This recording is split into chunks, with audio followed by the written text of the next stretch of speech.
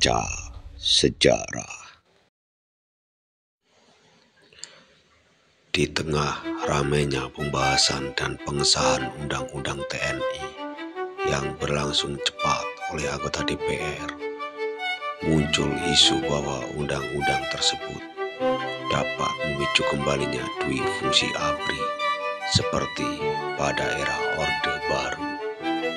Namun, tahukah sahabat kasar siapa pencetus dui fungsi ABRI? Dia adalah Abdul Haris Nasution. Menurut Profesor Salim, pada tahun 1958, sebagai kelanjutan dari Undang-Undang Darurat Militer tahun 1957, Kasat Abdul Haris Nasution berencana memperluas peran TNI dengan menciptakan konsep jalan tengah. Bagaimana kisah selanjutnya? Apa saja peran A.H. Nasution di masa Orde Lama? Berikut 5 fakta Abdul Haris Nasution, penabur benih bibit dui fungsi ABRI. 1. Bapak dui fungsi ABRI. Konsep ini menyatakan bahwa TNI bukan hanya sebagai alat negara, tetapi juga dapat berperan dalam politik, pemerintahan, serta bekerja sama dengan rakyat. Dalam prakteknya, konsep ini memberikan militer pengaruh besar dalam kehidupan sosial dan politik Indonesia. Awalnya, hal ini dianggap sebagai upaya untuk menstabilkan negara. Namun, dalam perkembangannya, konsep ini membuat militer semakin diperhitungkan oleh Soekarno. Buktinya, pada tahun 1959, hampir sepertiga menteri dalam kabinet Soekarno diisi oleh militer.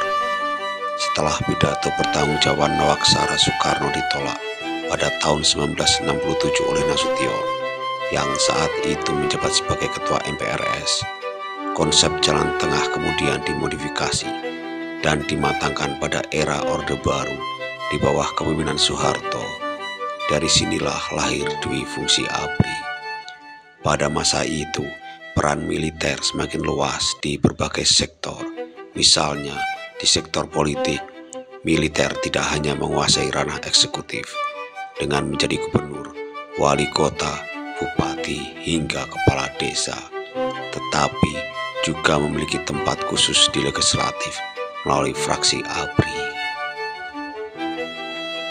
2. Guru yang banting setir menjadi tentara. Lahir pada 3 Desember 1918 di kota Nopan, Sumatera Utara, Nasution berasal dari keluarga yang mementingkan pendidikan. Sejak muda, ia memiliki semangat belajar yang tinggi dan akhirnya memilih menjadi guru setelah menyelesaikan pendidikannya di HIS dan MULO. Namun, hanya 2 tahun menjadi guru. Pada tahun 1940, Nasution mendengar bahwa pemerintah Belanda mendirikan Korps Opleiding Reserve Officers (KOR). Ia pun langsung mendaftar sebagai tentara cadangan. Ketika Jepang datang pada tahun 1942, Nasution dipindahkan ke Bandung dan sempat diangkat sebagai pimpinan Sainindan. Setelah proklamasi kemerdekaan, ia ditunjuk sebagai penasihat Badan Keamanan Rakyat yang kelak menjadi TKR. Karir militernya semakin menanjak dengan jabatan Komandan Divisi Siliwangi hingga akhirnya pada 10 Desember 1949 ia diangkat sebagai Kepala Staf Angkatan Darat. Siapa sangka seorang mantan guru bisa menjadi tentara berprestasi. 3. Terlibat intrik dengan Soekarno dan Ahmad Yani.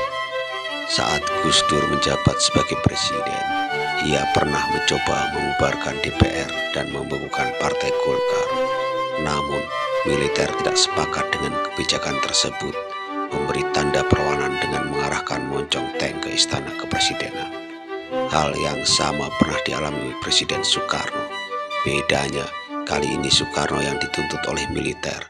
Dalam hal ini, Nasution untuk membubarkan DPR pada 17 Oktober 1952.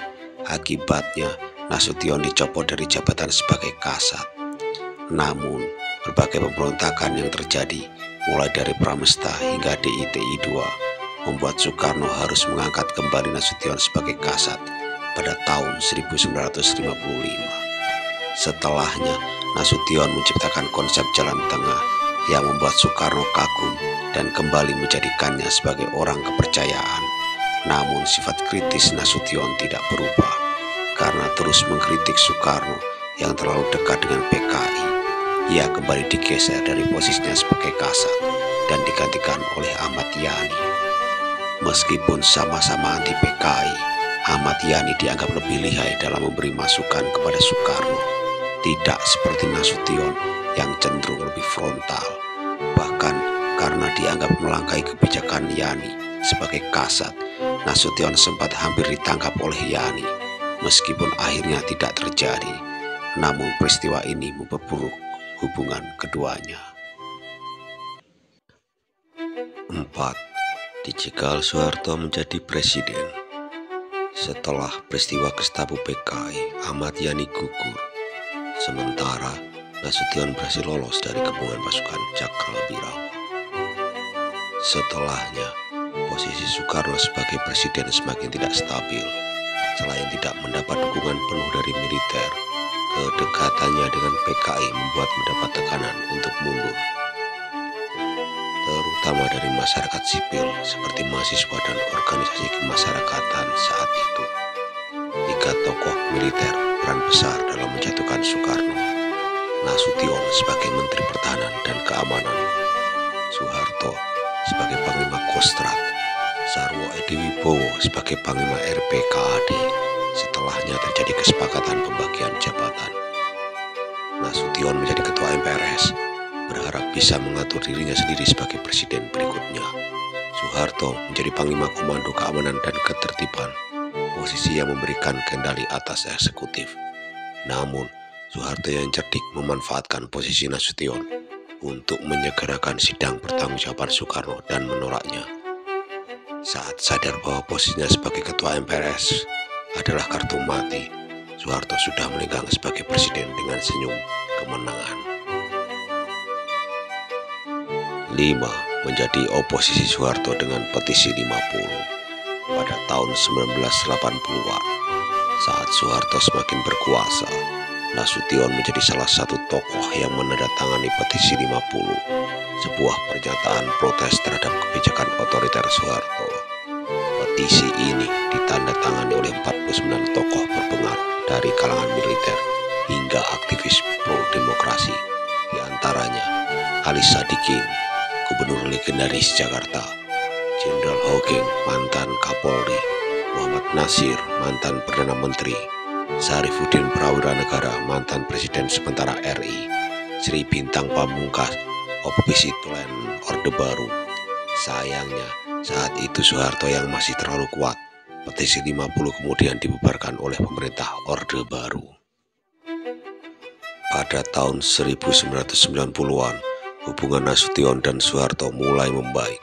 Puncaknya, pada 5 Oktober 1997, Soeharto menganugerahkan Nasution gelar Jenderal Besar, sebuah penghargaan yang hanya diberikan kepada Jenderal Sudirman dan Soeharto sendiri. Buku karyanya berjudul Fundamental of Guerrilla Warfare hingga kini masih dipelajari di akademi militer terkemuka dunia, termasuk Akademi Militer West Point di Amerika Serikat.